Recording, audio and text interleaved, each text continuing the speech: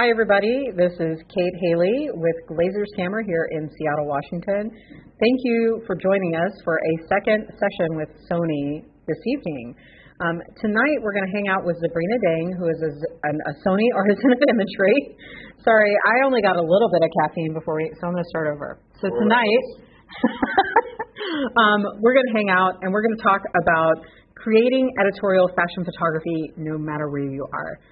Zabrina is a Sony Artisan of Imagery. She's someone I've actually known now I was trying to figure out how long I've known Zabrina. It's at least 6 or 7 or 8 years. It's been a while. And she is an amazing human, and she's a fantastic photographer. Like I said, she's a Sony Artisan of Imagery. She's a WPPI master photographer. And she's just, her work is simply stunning and beautiful. So, I'm looking forward to this session. I always am inspired and learn so much when we spend time with Zabrina. For those of you tuning in, if you have questions during this session, we would love to be able to ask Zabrina a few of those along the way. So post those questions in the comments on the Facebook Live feed or in the YouTube chat room, and we'll do a little bit of Q&A throughout and hold most of it until the end. So with that said, Zabrina, let me send the feed over to you, and I know that you have some information, a little bit about your background and things like that in your presentation. So let's get started. Hi, Zabrina. It's going to be fun. Hi, Katie. Let me share my screen and ready to go. You can see my screen, okay? Yes. Okay, great. First of all, thank you for having me, and happy anniversary to Glazer's Camera. Wow, 85 years is like a long time. And thank you for what you are doing for the industry, for the camera and professional industry. And we love having this, physical store, being able to check out products. And after COVID, for sure, everybody go check them out. And now I think you can make appointments to check out new camera. And Sony, I think at the end of today, or it's already started actually from the top, I think Sony is offering some great trade-in, and I have highlighted the items with these arrows, that items that I own personally, and if at the end of the session and you like some of the lenses that I shot with, and you can talk to people at the Glazer's Camera about trading in any of your interchangeable lens camera to receive up to $200 bonus. That's like, yay, really great money for, take out sushi or Chinese food, whatnot. Yeah, so trading is happening, so be sure to check it out. And I just want to quickly introduce myself, and here at the social media channel, you can follow me. You can follow me on Facebook, Instagram, or Twitter, or if you can read Chinese, and follow me on Weibo over there. And any questions, if I did not answer, you feel free to email me. This is my email address and my website address, as well as my portfolio. I'm a Sony Artisan of Imagery, and there are about 35 of us with Sony. And I was born and raised in China. And ever since I was a little kid, I loved playing dress-up. Playing dress up when I was a baby, playing dress up when I was a toddler, up to teenage years. But at my teenage years, I've moved to the States, and so I was born in China, but I was practically raised in San Francisco Bay Area, and I went to UC Davis. And so my upbringing, because being born in China, but raising in the Bay Area, so I have a really, I think, like a odd blend of Eastern and Western culture in my blood and in my point of view. So these Eastern and Western point of view that contribute to my photography style, and my upbringing and my cultural background contribute a lot to my photography style. And for those who already know, red is such an important color for Chinese culture, and it translates a lot into my work. I didn't realize it until I started preparing for the lecture, and wow, I actually have a lot of pictures that I shot the bride with the red dress. And for me, fashion is looking back not only looking to the future, but it's also referencing my roots and my culture and how I apply these my own culture element into the present and future of my photography work. So so the picture on the left is a recent work. I just shot this at the tail end of a shelter in place for a client, for Jen and Anthony, and they're like the true blend of East and West as a couple. And so red, I use that a lot in my sessions in San Francisco. Also having a bride in the red dress in Florence, Italy.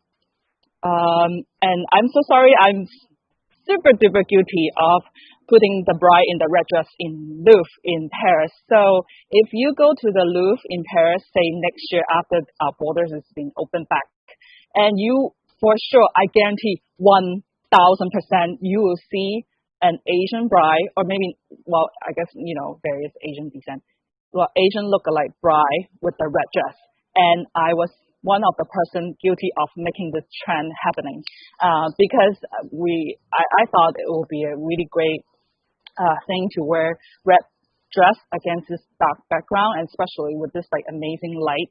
And so I started shooting in Paris for these sessions in 2002, 2003, and that became a trend, and it's still a trend going on. So I'm guilty of starting this trend, and you're not gonna get tired of it, and because it will still be around for a while, I think, until no more Chinese people around. And also like photographing a bride in her red dress in China, obviously. So the West for me is less of a color, but it's more of a concept. And to me, it's an invitation of freedom.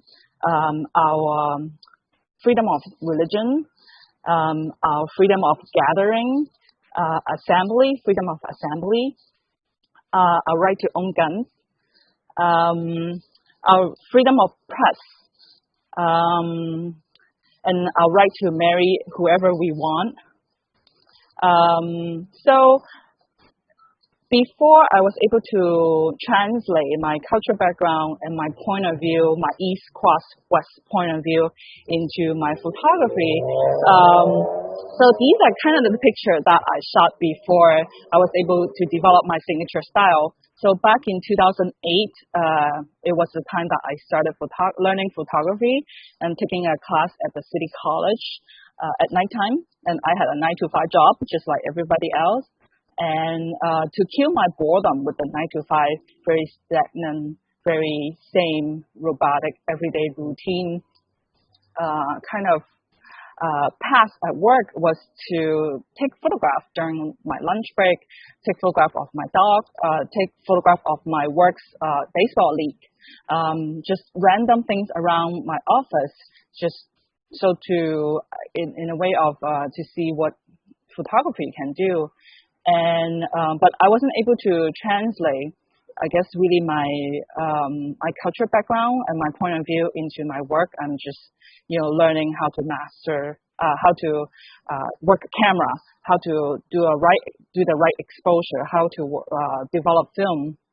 And so not until the turning point, it was 2009. I went to Scott Robert Lim's China workshop for a week, and that within that 1 week, we didn't do anything but just live, breathe, and thrive as a destination photographer. We shot at the Great Wall. We shot in various locations in near Forbidden City, in various locations in Beijing, and with the models. And back then, I wasn't, because I was just the first time I was exposed to professional level of photography, I was very intimidated because everyone was already using off-camera flash and strobe, and I barely know how to work a camera in 2009. So I didn't take a single normal picture. Like, I didn't even take a picture of the model by herself. I was just shooting behind the scene picture. Look at this one. But that, even I didn't take a single nice portfolio picture, but that gives me the idea or perception of what it would be like to live as a photographer for 2 weeks, especially a destination photographer, rather than like a office worker. So after that workshop, I want to start the photography business. And being in the Silicon Valley in 2009, it was already a bloom of a digital photography. A lot of people already in the transition of transitioning from film to digital already transitioned. And half of the Silicon Valley engineers, they are somewhat semi-pro or weekend warriors. So they were already owning stuff like 5D Mark II, like the greatest best of digital camera. DSLR was available, like the D700, something that like already like super fancy camera, and for this like or Leica whatnot. But I was just only shooting with a very entry level DSLR back in 2009. But I guess attending Scott's workshop, and he gave me an idea of maybe I can separate myself from the pack by trying WPPI competition. And from attending to the conference, and I saw many photographers enter competition from around the world, and being in the presence of all these amazing creative talents in the WPPI conference, and I saw in the award galleries, and I was thinking maybe I could be one of them, and I thought this would be a great way to separate myself from the pack to maybe become an international award-winning photographer like these WPPI award-winning photographers did. So in 2010, I started entering competition. Every round that WPPI released their competition, I will enter. And after over 70, I think around 70 awards being collected, and then I become the WPPI Master Photographer, and holding that Master Photographer title, and also submit my work to various magazines like Elle, Thailand Country, published in the cover of Rangefinder, Vanity Fair, and Vogue Italia, PhotoVogue, so forth. And after I built up my reputation from competition, magazine publishing, and holding the Master Photographer title, I was fortunate to get hired to shoot in many different countries for pre-wedding photos, a little bit of a fashion assignment. So pre-wedding photo, it's a really unique genre. I would say of the Asian Pacific area, in the Asia area. Because pre-wedding is a genre that, which for me, I can combine the love of fashion and beauty, and my love of travel, and it's because it's a very highly stylized session that happens before the wedding day. So, for example, clients will spend like a great deal of money for these sessions, to hire a photographer for these sessions, and they live in China, or they live in Vietnam, or they live in Singapore, or Europe, but they will travel to a different destination to shoot these photographs. So that's why I was able to do a lot of these sessions in Europe from Asian clients, or as well as American clients too. And so by offering this pre-wedding photography, I can do what I love while being stimulated and challenged while shooting in these exotic locations. And so my main goal was to travel and do photography. And if you are a wedding shooter or a portrait shooter, what do you care? Like, what do I care as a wedding shooter or portrait shooter? So, because if you are offering these kind of highly stylized pre-wedding photo shoots in your package, this creates more job opportunity for you as an American citizen. Our American passport enables us to travel practically, like, I don't know, like many countries and many continents without a visa. And so we make money, not just American dollars, but also like the foreign currency. So in case American dollar will go down, but other foreign currency may be stable or go up, and we can make money that way too. So, and then it frees up your weekend because you can shoot these sessions, say like if you're offering local pre-wedding sessions, and you can shoot them on weekdays and then have the weekend to spend with your family. And not just shooting like wedding day only. And I think it's more artistically satisfied because the art of travel and our ability to travel. And during this COVID-19, I thought, this is the end of my career, because my career is based on just destination shoot, but I actually got hired to shoot locally as well. So I think it's just, an extra product would be nice to offer for your client, or attract international client to come to your hometown, or go to a different destination to shoot these sessions.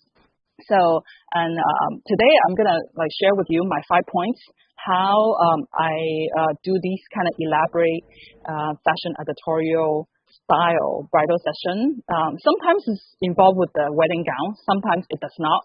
So that's why I just hate to keep calling it like elopement or bridal session, because it's just a very stylized fashion session. So I have to talk about clothes and props because it's very stylized, right? If the client shows up t-shirt and jeans, that's just a normal portrait. It's just like their everyday clothes. And I feel like now that everybody can learn some sort like basic photography skills online, and everybody can own a camera, and basically anybody can take like a properly exposed picture of themselves with their phone or with a camera, on wireless remote. But how do we make these pictures to be taking up a notch and to have great visual impact? I think for me to make myself stand out, I think clothes and props it contributes into my work and make myself different than the rest of the wedding photographers per se. So for me, I keep thinking like during these sessions, I want to focus on feature the clients, their clothes, their beauty, and their fantasy lifestyle and their dream lifestyle. So it's not a real depiction of who they are as everyday person. Of course not, because obviously I'll talk about this session later. So I want to save this story. But I would like to create more of a dream or like a fantasy for them, and something that maybe when they get older and look back and, oh my gosh, I was still hot and cute, or maybe like when their grandkids saw grandma, oh my God, look at grandma, like she is like so stylish. So something that like spark joy when they look at these pictures down the road. So like I would recommend a lot of my clients to bring something very, very dramatic. So long gowns, usually it's the first wardrobe item that I would recommend them to bring. And so long gown and so if they want to do like a bridal session, I mean so let me rephrase. So most of these sessions, if the client booked me to shoot for a day, I would recommend them to bring 3 outfits. Sometimes client brings 8 or 10, and that's way too many. But if we can do at least 2 outfits, maybe 1 bridal gown and 1 evening gown, that would be wonderful. So, but at least 1 very dramatic outfit. So that very dramatic outfit, usually I recommend them to bring something with a long train, because the long train that has the ability to kind of like when you shoot from a lower perspective, and I put the bride on the staircase, and the train has a ability to kind of like lead the eye from like the top of the dress, from the bottom of the dress into her head. So it's kind of like a leading line, given to the subject. It's like the subject comes with a leading line. How awesome is that? So long gown. And also it's kind of in a way to elongate the shape and the body of the female form as well with the long gown. And so shoot from a lower perspective. The picture on the left, she's actually like a typical American size. And when I shoot from a very lower perspective, and that that elongates her body and it shapes her body nicely. And the picture on the right, I shot from a high perspective. I have to stand on the coffee table to shoot on this perspective down into the bride, and so it sees the bottom of the train. It gives a very nice hourglass shape of the body, and then like a nice kind of like fish tail in the train. Yeah, so shoot from different perspectives. Even in this same scene, the picture on the left I shot like while standing on a couch or something, and then having her kneel down and then spread out the dress, so it gives a very dramatic effect, almost like she's like a swan but covered by this massive, huge dress. And then picture on the right, and I put her on this just the little the lower part, the landing part of the stairway, so you can see her the train of her dress, and it gives really nice shape. It's leading, from the black line, leading your eye from the black line bottom of her train into her face. Oops. And so on the occasion, the client book the president's suite in the penthouse suite in a Ritz-Carlton in Shanghai, where my first attraction from the room, it was the marble bathtub, because it almost reminds me all these Roman day paintings during the Renaissance, that people will bathe in these huge bathtub, and these marbles are it's just not very easily can be found, especially in China. And so that's why I put her in sitting on the ledge of the bathtub, and while draping her dress down to gives a very dramatic effect, and almost as if her dress is like water floating down from top to the bottom kind of feel to it. So that's why having a dramatic gown, it gives a really great visual impact. Given if she's wearing a short dress, the whole entire picture will have a different feel and style to it. And so for the same client, even with different wardrobe, but so shoot in different perspective, shoot high, to showcase the back of the dress, shoot in the same level where we can see the slit of her dress, and show a little bit of a leg, not too much, but still a hint of sexiness. And then shoot low where, it's just a different, almost looks like a different dress. It's a very nice form of the body. It's an hourglass body. So wardrobe, that's why if you are doing these sessions with a client, ask them, can you get a massive, as evening gown as possible? You can source to bring it to the session. And oftentimes, when we're shooting with everyday clients, they're even though they kind of look like one during the session, they look like a model, but they're not a real model. So they're having problem with posing. They don't know what to do with their hands. So having a long train that can also for this case, I tell her to put your right hand on the bottom of the train, so you can flap the train, and then put your left hand to hold the bouquet. So the bouquet was a very improvised prop. It wasn't something that we planned. And because we happened to come across a really cute flower shop during the day before the session, so then I suggested maybe we can get the bouquet the night before, so have it ready for on the next day when we shoot at this place, in the Trocadero in Paris during sunrise, so we can have this prop ready, and it gives this prop of a bouquet gives a really nice visual impact, plus she flapping the tail end of her dress. Having the client to maybe pre-shop some of the small items, which can be easily bring. Like a fan is something easy to bring on the suitcase and give her something to hold on to. So that works wonderful with the long gown drama. But like I said, long gown, it doesn't have to be, it's great to make maximum visual impact, but it doesn't have to take up your entire session wearing just the same gown. So a lot of these session involves with the many changes of clothes. So I will limit to 3, but one of the changes of clothes, and I find it like really interesting, is like when I ask them, can you bring like a, like a cute, like very stylish but cute like outfit, like more dressier than your everyday, but it's more like a cocktail hour outfit. But I find these pictures with cocktail dress and like a more like a simple outfit, for some reason maybe having a longer shelf life on their Facebook timeline or on their Instagram.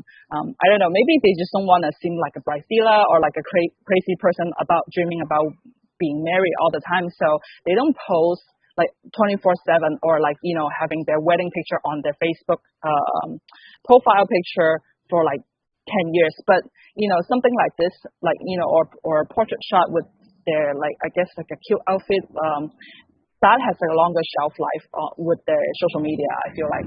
Yeah, so these like simple outfit would be great for street scenes, like kind of like in like a cafe, or like a lifestyle, and then like a dating kind of feel to it. And like it gives like a very ease feeling, and almost like a less pretentious, I guess. From the highly like high fashion look to the more lifestyle look, but it's like highly coordinated, and it's like all these outfits were pre-planned with the client, what they want to wear, and what they should be bringing for the session. And so this is like a fun one. So this is the same bride who I shot like squatting down with the dress floating on the ground, black dress floating on the ground, and so I told them, part of the session, we should just do a casual outfit, like a more stylized casual outfit.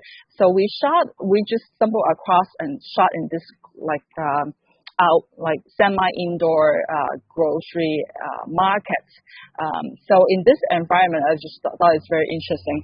And like the guy, like the delivery guy pushing the car, and then her like stuffing money onto his pocket. It's like a great juxtaposition of like like him looking kind of like posh, but the other guy, the delivery guy, like just like he's just a delivery guy. So it's just that gives a very interesting juxtaposition, and also like in a different angle of this like indoor market, and then I just tell them to, hey, can we get us a couple bags of grocery, just like carry in your hand. So that gives more of an authentic feel to it. It's like the feeling of like even though they made it big on in the stock market or something, they're like wealthy, but they still go to these street vendor to buy grocery. They're still not like forgetting their roots. Like they still celebrate small everyday happiness. And then that's why like the juxtaposition of the other guy taking a picture of them being photographed, and I thought that's kind of fun. And one of the very important prop for this session is like I make sure that you guys must bring sunglasses. They were like, what? No, I don't want to wear sunglasses. It's kind of weird. But they're like, nobody wears sunglasses. And I just like like just remember all these like rock magazines, like Rolling Stone or whatnot. Only rock stars wear sunglasses indoors. So as soon as I said that, they were like, wow, okay, we'll buy sunglasses from Armani and Versace, and that's it. So it's kind of funny. As soon as they hear that, and then they order sunglasses, or Ray-Ban, yeah, for this case, it's not. Yeah, but I thought that's, the sunglasses adds to that rock star quality, and also adds to that, like, the celebrity kind of feel, quality to the outfit, and after all, I feel very like proud to help like an everyday person transform to their normal everyday self into almost like a celebrity, or a supermodel being photographed for Vogue or Vanity Fair magazine. So and then also like, so this for this client, she doesn't want to wear the wedding dress during the session because she wants to save the wedding dress for the wedding day. So this is a kind of like a collaborative sort of wardrobe styling happening because this session was shot in Shanghai, but they were from Greece. But they met in Shanghai. That's why they want the session to be happen in Shanghai. But before I came to Shanghai for the session, and I booked. I bid a lot of vintage dress from eBay. It cost me like $20 or something. And then from getting these dresses on eBay, and it contribute like a very great style, and it gives a look and feel of like the 1920s sort of feel in Shanghai. For those who doesn't know, Shanghai has like long colonial histories, being colonized by many different countries. So that's why there's a lot of Western influence in Shanghai. So Chinese people back in the 1920s, they will wear Western clothes just like Americans do. So it's very interesting. I want to relive that. I want to replicate that. That's why bidding these clothes on eBay before the session, and I thought that was like a very important elements to make these pictures wonderful. And also the picture in the middle, you see like they're holding that Omega watch, and it's not a real Omega. Well, it's okay. We all know. They know. And it was like a fake Omega watch we get from the street vendor the day before, and during our location scouting with the client, and I thought this would be a great prop, and then it gives them something to do with their hand too. So so props. So in Paris, while I was doing this portrait session for a blogger, so we thought about having order balloons to arrive for the session. So I want to get the biggest size balloon as possible, so it gives a really great visual impact. And so the balloons were planned, but the bike and the scooter were something that it was improvised, because it was something that we saw on the street. It was just parked right there, and hey, let's use that for a prop for this shoot, for this picture.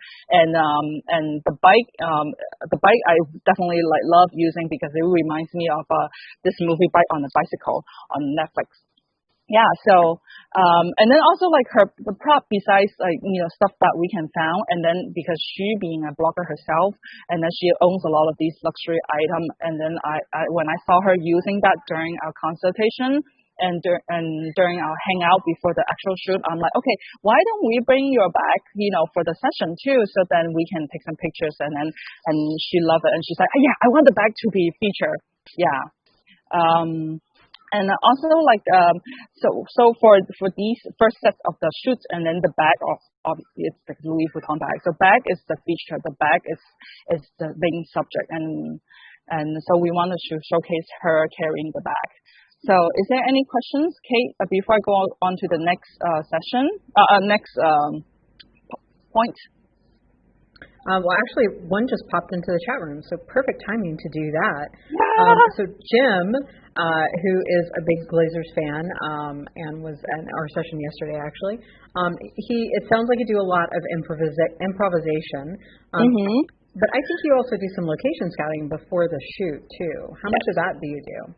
Yeah. So say if I have to shoot on a Friday, if I'm in a foreign country, the best for me is to arrive on a Monday or Tuesday, to give myself at least 3 days to adjust, jet lag, and then just to do location scouting, all happening before the shoot. Yeah. So I would say if you can spend at least a couple of days in the environment, just to have yourself to immerse in that culture, right, because it's a new culture, it's a foreign culture. Talk to the locals, because they would tell you what are the interesting hidden spots that they love, and they want to do picnic, or they see people playing chess, and maybe that will be really great visual interest for your photograph. So and that's why I spent at least a week there, and then to scout it out for the location before I shoot. And well, let me ask that too, because you said you're doing some local shoots now, especially now during our times of COVID when we can't travel the way we normally might. What does a location scout look for, if you're shooting in your own city? Exactly. Okay, that's a great question. So in my own city, so I'm a little bit lazy because I kind of know the city pretty well. So I usually just go like the day before. So that gives me like a good indication of what the light is like at say at the beach. Okay. So the client approximately they want to go there to the beach from like 5 to 7 p.m. approximately around this time. So I go there from 5 to 7, and then so I scout it out. Okay, so I want to shoot here make sure I want to be here at 6 o'clock because the light hits this rock the best. So I would scout it out the day before because that gives me a very accurate representation of what the light will be like during like a very precise timing. And also being local, and I try to the clients are like very overachieving client for local clients for some reason, and they want to do a lot of close of change, and then so it reduce my shooting time when they're doing a lot of close change. So that's why I scout things out, and then I know maybe certain locations that they want to shoot and it just doesn't work out. I tell them no, let's not go there because it's a waste of time. There's too much traffic. It's just like doesn't work out for the shot that you want, so forth. Well, and it definitely helps in the local situation when you know your city and you know where you could go and you can come up with the best time of day to get there, or like you said, scout the location to see what that light is going to look like. That is so important. Exactly. I know we have a ton more to talk about. There are some other questions, but it looks like you're going to talk about those through your presentation. So we have 25 minutes left. So I'm just giving you that warning now since we had that little moment. Talking about overachieving. Great question for location, because I'm going to talk about location. Let the location be your inspiration. So point 2, I've only got to point 2 of 2 out of 5 points. So environment. So we have to use the environment to make maximum visual impact. And it's okay to let the location be the lead of your inspiration, because so for this shoot, I was fortunate to for Linda and Tuan, I was fortunate to have these pictures to be published in the Cosmopolitan Bride in China. It was like a 8-page 4-spread publicized shoot. But Linda and Tuan, because they're actual client, they're my wedding client. I shot their pre-wedding in Vietnam, and then after I shot their picture, and then I published them on the Chinese social media network, and then the Cosmo Bride editor-in-chief, they saw that, and then they want to publish those pictures. That's why. But because it's not like I was shooting for Cosmo Bride, but I was shooting for the client. So there's a difference. So these were the spreads were published in the magazine, and then it was like a 4-page spread. And then let me show you what the actual picture from start to finish. So the reason why we went to Vietnam for the shoot, they're actually she's from San Francisco Bay Area, he's from Texas, and they met in San Francisco Bay Area, and they're both born and raised actually in America, but their parents were from Vietnam. So that's why they want to go to Vietnam to take their pre-wedding photograph, because they want to acknowledge their cultural background, and their first date was in French Laundry. For those who are in the West Coast, and if you probably heard, French Laundry is like the one of the most celebrated restaurants, and from farm to table kind of restaurant. And then they went there for the first date, and from the consultation, they told me that like being in the French Laundry restaurant during their first date was a very important moment for their relationship, was like a milestone. So while we were in Vietnam, the first idea I want to execute was to find some places that has French colonial influence, because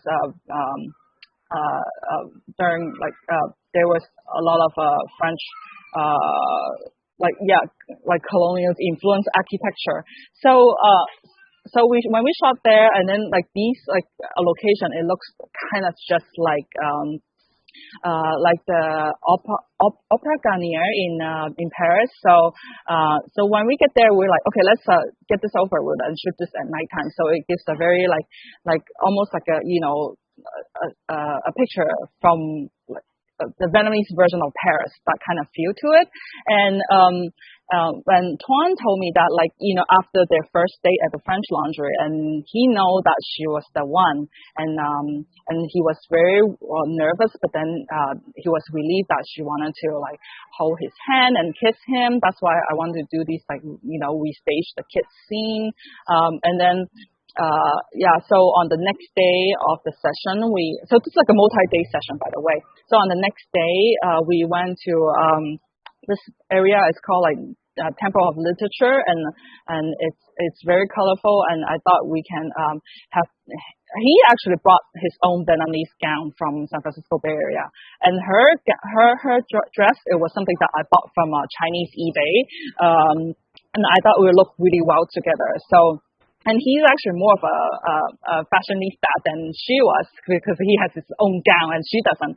So that's why I thought, like, you know, what's very important to also make her look good. If she's in the Western clothes, these picture will not look right. It will be strange. Yeah.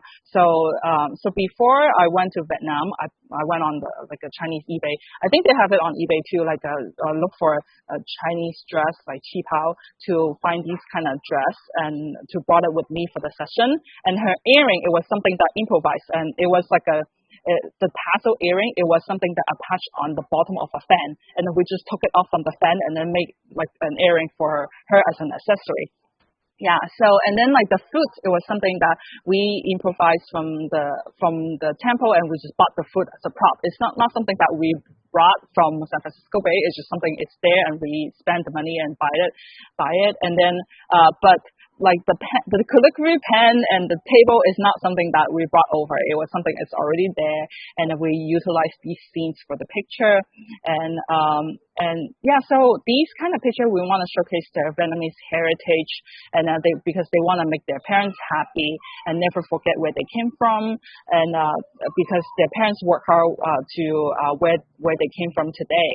So that's why they picked Vietnam as a destination for their pre-wedding shoot rather than their San Francisco Bay Area, their home location. And I want to quickly talk about this session. On the third day, and then we shot in the Ha Long Bay, and because it showcased, like, you know, really a lot of the natural beauty of Vietnam, and then people recognize Vietnam by just looking at the Ha Long Bay's landscape picture, and they know when they look at these landscape picture, and then they know it's Vietnam. And then, like, throughout the session, you will see me, I use, like, these three concepts, big people, small people, and medium people. I mean, it sounds kind of funny. So these are like just like different, like, perspective and cropping that I use throughout the session to showcase different frames. So then they have a variety of pictures to choose from for printing, for album design, and then printing for their wedding, to be displayed on the wedding day. So, okay, so first of all, I would usually in the beginning of the day, I would like to like just knock it out to finish the big people perspective first. What I mean by big people is like the subject that fills up a 50% of the frame, a good 50% of the frame, because I want to showcase their hair and the makeup before their makeup gets all melt down in the heat, you know, in the very humid heat. And then to shoot these big people perspective, and I would recommend using like a 50 or 55 minimum, 70 to 200, 85 or 100, you know, whatever. It's something that you want to showcase close crop, and then you can see very, you know, like, you know, obviously, you know, big picture, and they take up like the majority of the frame. And it's like, you know, it's to feature the beauty, it's feature their emotion as well, and also feature the hair and makeup. So like the 55 I use for this picture, and because I want to like instead of 24, I want to bring the background close, and then so it has like great compression, so the background like the rock appears closer than it actually is. People may ask, why don't you use 70 to 200 for this shoot? Because it's not that I'm lazy, it's just that 70 to 200 is very big. And then so for this session, because there's a lot of things I have to carry on my back, so I only brought 24, 70, and 55. So that's why I use the 55 to accomplish these kind of big people perspective. So big people, and then small people. Okay, to contrast to big people. So small people, the point is to feature the landscape. So your landscape is your subject, is your main subject. So you want to shoot kind of like you as a shooter. You are like a bird. You're like an eagle from like far away, and then you fly by, and you see, oh my gosh, that's like you saw the bride standing on the boat. That kind of perspective, and you saw from the people, you saw the couple from far away. So to accomplish these kind of small people perspective, and often use a wide lens and 16 to 35, 24-70, or at the 24 range, that gives this epic landscape as the feature. So for this picture, so it will be a great landscape picture without the person, without them being in it, but having them to be in the picture, that gives your eye lingers longer. That gives, that tells a great story that they are actually in this epic landscape, and they become like a very essential element to be part of the frame, to be part of the picture. But the rock and the scene, it's the main subject. So medium people composition. So big people, small people, medium people. So medium people composition. So it's like, during the session, you wanted to have a variety. And the medium people composition for me is like, it takes up a good 50% of all the shots that I take. Because I feel like the medium people composition, it's like more like a reportage composition that gives it's like you're the news reporter. You get very close in person and you see what they're doing, and you want to have enough element to tell a story. And but at the same time, you see like the background, but you can still see the hair and makeup, the dress. So for this case, I used a 16 to 35, and then I shot in the 16, but I stand very close with them. And then that's why the bottom of the dress become like a very elaborate and bigger, appears bigger. So the medium people composition is clearly that you can see the people and the time and location. Also, you feel the mood and the emotion very well for medium people composition.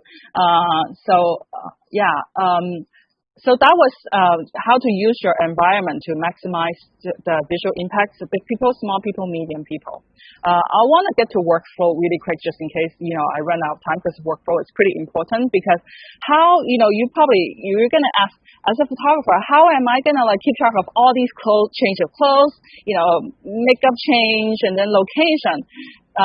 So last time when I spoke at the Photo Fest with Glazer's camera, we talked about this timeline, so I'm not going to talk about it. So you can take a picture or watch the rewind. But I'm going to quickly show you these set of pictures I shot for a fashion shoot, and then was featured on Rangefinder, and it was on the cover of Rangefinder in June 2013. So you can still see like this magazine online.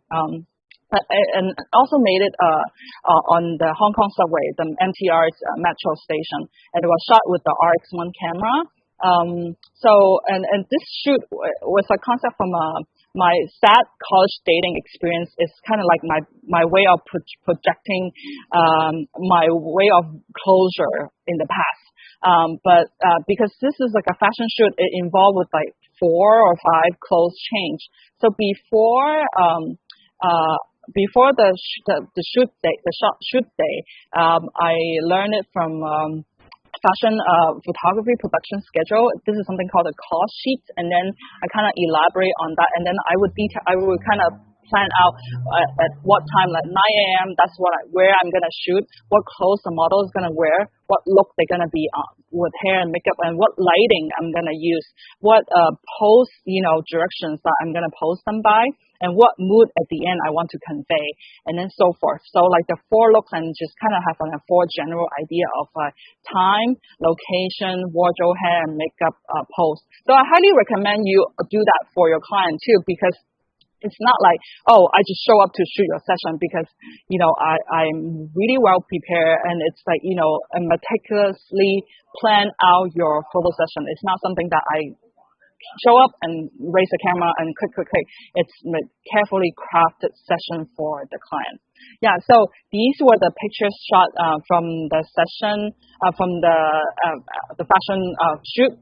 And then it's like, so the story is like, sorry, let me go back really quick. And then these two flight attendants, they're like good, really good BFF, good friends, and then they're like, work in the same airline, in the purple outfit. It's kind of cute.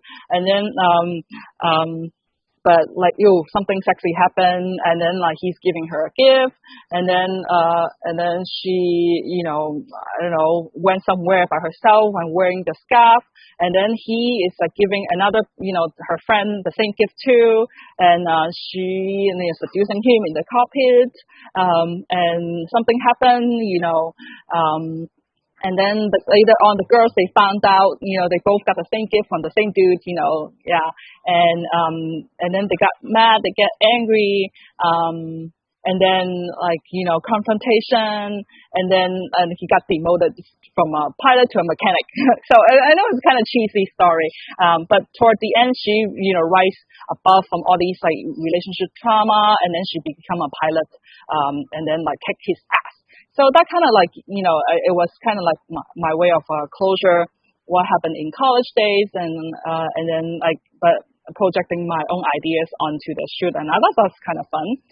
So these were featured on Rangefinder. Yeah, so that's why I work flow-wise. So have all, because many change of clothes, so you should plan, what time and what outfit, lighting, location, everything, just like spell it out ahead of time before the shoot. I, as much as I love taking picture for, fashion picture for models, and I actually find the greatest joy of taking picture for ordinary person, like our everyday couple, to make their fantasy come true, to make their dream, kind of like a dream shoot for them, to build this dream fashion shoot for them. So this couple came from Hong Kong, and so we went to Chef Chawan in Morocco to shoot their 1 day of the 3-day photo shoot for the pre-wedding session, and because Chef Chawan is in Morocco, it's a very interesting town, and all the buildings were painted blue, and I want to recreate kind of like her as the Asian version of Audrey Hepburn, a princess, came to this town on their holiday, but she met her Gregory Peck, her Asian version of Gregory Peck, and escaped from escaped from the royalty, but they met and then they fell in love, that kind of vibe, Roman holiday, but happening in Morocco, that sort of vibe to it for this couple, and they're like not model, but my goal was to make them very like fashion, stylized look. So that's why I thought this blue city will work really, really well. Why I chose this location, it was because when during our consultation, she tells me she wants to bring 8 outfits, and then all these 8 outfits, they all have similar personality. It's all like huge ball gown. So that's why I thought like maybe create this kind of like a princess, Audrey Hepburn met Gregory Peck story. And then and when she showed me this dress, I really want to wear this dress on the session. And then I thought this city in Morocco with blue background will work really well for them. Yeah. Kate, I still got 2 more points. Should I keep going, or do you have two questions? So we have 7 minutes. We have 7 minutes. So one of my questions, and people are curious, is because I know that at some point we're going to talk about lighting. Is that in this section here? It is, but I don't know if I can get to it. But what about I get to it now? Should I get to it? So it seems like people want a whole lighting course from you. Yeah, I think that we should. Hey, Sarah, I know you're in the background. Let's talk about doing that as a separate section, because I know you have this presentation totally jam packed, but we have 6 minutes left. Sorry, talk too much. Yeah. Yeah. So I think we did this the last time. I think that we should just plan a part 2. Okay, yeah. but actually, you know what, Kate, but before we have like a couple of slides where you could talk about just a little bit. Yeah, then so we'll wrap you it want up. me to talk about lighting? But this is one thing I really want to talk about before I talk about lighting. Can I show maybe about 10 slides? Yeah. Okay. Okay. All right. So, because I speak at a lot of photography conferences, and then I see there's a lot of male photographer. You know, sometimes they show me pictures like, oh, took this picture. It's like super great. I'm like, it's okay. But at the end, I figured out what was the problem. It was the problem of figuring out a subject's angle. So I want to use this example from these are not my picture, by the way. These from Vogue.com. It was a photo by Mario Testino and Sarah Jessica Parker. She looked good at some of the picture, and she looked good at not all the pictures. Some of the pictures look okay because like her face shape, like she has like really long chin, right? So this picture by Mario Testino, and I think it's not her greatest picture. And her next picture, this picture is by Annie Leibovitz, like amazing photographer. But Sarah Jessica Parker doesn't look amazing. I mean, like her dress is great, but her chin is like very long. So I don't think it's like the most flattering angle for Sarah Jessica Parker. And also these two pictures by Patrick Dementier, and they're wonderful, highly stylized picture. But I think Sarah Jessica Parker looks the best. It's not her profile. It's when she looks straight on like this. Yeah, because like when her face shape is like long, and these people like I know we learn a lot from nose for the light, nose towards the light. But her angle is actually nose like straight on to look the best. Like these picture, like Sarah Jessica Parker on the right looks like the most amazing when it's like nose straight on and split lighting. So that's why I want you to, before you shoot, you really have to study the subject's like face to figure out the angle, what is a good side, to use that in conjunction with light to make her look good. Not just something technically execute, oh my God, lighting is amazing, but you have to make her look good. That should be your ultimate goal for shooting people in general. So that was my, I really want to get to that. So I should talk about a little bit of lighting, right? So no, I mean, and you make a really good point, because we're not symmetrical. So, exactly. Thinking about the place and the placement of the light and their position and how just slight little movements make such a big impact. It's so key. So yeah, let's because share a couple, lighting. Oh, sorry. Yep. Well, let's share a couple of tips on lighting, and then if you guys tuning in have a couple of questions, maybe we'll try and get to those, and then we'll have a couple of announcements. And Zabrina, we just have to schedule that follow-up session like the last time. So sorry. Because lighting shapes the face. Yeah, it shapes our body too. It contours our body. And then like a lot of these, like this one, it was shot with one light. It's just one flash on through a mini softbox. Yeah, so this is one flash through an umbrella and one flash through the window. So these just like simple setup that I brought with me on location because I cannot bring like strobe with me on location. And then this just like one flash through the umbrella. And Kate, actually, can I do I know like people are very like worried about should I do strobe versus like flash. And Kate, can I do this game with you, or audience can play along too? It's called the strobe. No, you guys play game. along. Devin, you calm down back there. On the next picture, you get to guess if this is start with the this strobe. This is going to be really embarrassing if I get this wrong. Okay, Kate, go. I believe in you. So big light or little light? That's the question. Big or little. Yeah, I thought it was going to be available light or some kind of flash. Like a strobe or flash. Go. Kate. Okay, I'm gonna say little flash. Okay, very good. Okay, this one. Oh, where to go? Come on. Because with the modifier, you could do it with a big light or a little light. So I'm torn. Okay, I'm gonna go big light. Okay, I'm gonna go big light. Okay, strobe. Good. Okay, next one. Big light. Small flash. Okay, next one. Ooh, small flash. Strobe. Next one. Oh, I'm gonna go big light. Small flash. Go. Big light. Small window flash. Light. Go. Devin says big light. Small flash. Sorry, Devin. Go. Okay, I'm gonna say flash. Strobe. Big light. Strobe. Okay. Next one. Strobe. Yeah, but you got two lights. Both? Strobe. All small flash. All small flash, yeah. Yes. Strobe or flash. Oh, let's see. I don't know. What do you guys Or think? both. Or both. I kind of feel like both. Yes, both. Okay, great. Yeah. Great. Okay. I want to say big light here, but you're probably going to tell me small flash, aren't you? Small flash. Devin? Strobe. Devin says strobe. I say Small small flash. flash. I'm throwing. Yes, okay.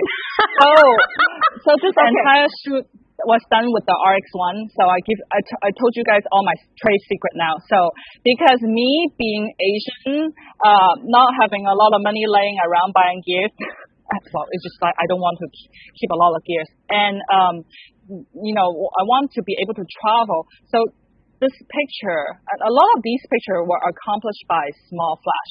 And then how I use a small flash is just like I build a small flash and use like a huge modifier. Okay. That was going to be my question. Yes. Are you using like big umbrellas or things like that? Right. So light Yeah. modifier is pretty important. And then I use like stuff like this, like with the tri-mount. Yeah. Like the tri-mount to use 3 flashes. So that's like cheating though. Is that really one small flash? That's now 3 small flashes you made into a bigger light. Yeah, 3 small flash, and so that is just make it to like it's as powerful as a strobe, because I want to be able to travel and then take all these small flash and then shuffle into like different parts of my bag. So and then so if I carry a big strobe, it just like takes too much luggage space. Yeah. Oh no, so, I totally agree. So with that said, like like all those the game that we play, it's just hard to tell whether I use strobe or small flash, right? Because it's just it's just whatever is available, I'll choose. Yeah. So and having this lighting knowledge, which part 2, yes, to be continued. We'll finally get that scheduled. We have time. We're going to make that happen because I know that there's interest. And so with that said, unfortunately, we're a little bit over 7 now, so we're going to need to wrap this up. No, don't apologize. You are always filled with so much information and inspiration. We've got applause happening here in the classroom. And well, it's just me and Devin here in the classroom. But, diffusion over output is Ray's takeaway. And that makes a lot of sense, And I honestly wasn't even thinking about that, because a lot of times when I use small flash, I normally just use 1 in a modifier. But you go fancy and you've got 3 in a modifier sometimes, which makes it look like a bigger light than it actually is in reality. It's a little bit of painful to set it up, but once it's set it up, just use like all new batteries. Don't be cheap, people. Just use fresh new battery. Just get it from Costco, and then so then you're ready to go. And then every time if you need to change of a scene, just swap them all out. I know it's not like earth friendly. Maybe you can use like rechargeable ones. Yeah. Anyway, you have a lot of options today too. So yes, exactly. And then I highly recommend check out like the new A7S and the A7R4 because a lot of these shots that you saw, it was like I used the A7R. So the first generation A7R, and then now that like A7R4 came out not too long ago, I just upgraded that too, and that it was like a really like game changer for me. And then that's why and then the A7 III I use that as my backup, and these are the pictures like straight out of the camera, and then no retouch, no filter, right? Just straight out of the camera picture from the A7 III, and so Sony is definitely doing like amazing job of like getting these gears to minimize our time, I guess, for retouching, which is good for me. Yeah. So. Yeah, totally. Okay, well, Zabrina, I want to thank you so much for all of that. I'm totally serious. I'm going to talk to Sarah and Hector about getting you on the book so we can kind of maybe pick up where we leave off, talk a little bit more about lighting and how you modify light and how we use light to create mood and tell a story. Because those are really important things to learn, especially if we want to create portraits the way that you create portraits. So just thank you so much for your time, your energy, and inspiration. It's always such a pleasure to sit through these sessions with you. Thank you, Kate. I want to mention a couple of things that are happening because this is just one of over 30 sessions that we have planned between now and the middle of October in celebration of Glazer's 85th anniversary. So there's a ton happening. We have more Sony education and inspiration happening throughout into Saturday. We have 2 sessions with Thibault Roland, who's also a Sony Artisan of Imagery. He creates stunning fine art images by slowing things down. So if you're tuned in, I just posted links to his event page as well as the overall event site for anniversary, so you can see the other programming happening. We're going to get into lighting soon. We're going to have a cinema week. We're going to have long exposure photo workshops, lighting demos. There's just so much. So check out that schedule and see what else you can enjoy. We also just today announced live in person, our first in-person event since COVID started. So since sometime in March, we are going to have our first live in-person event with Hector from Sony. He's going to come and visit us for a few hours on September 30th, and he's going to show you guys the new A7S III. This is by appointment only. There's only 8 slots, and actually technically there's only 7 slots because somebody already grabbed one. But I dropped that link also on the comments there on Facebook and in YouTube chat. So there's a ton happening. So check that event out if you're curious about the new A7S III. You can register to see it in person. We will be taking tons of precautions to make sure everybody's safe.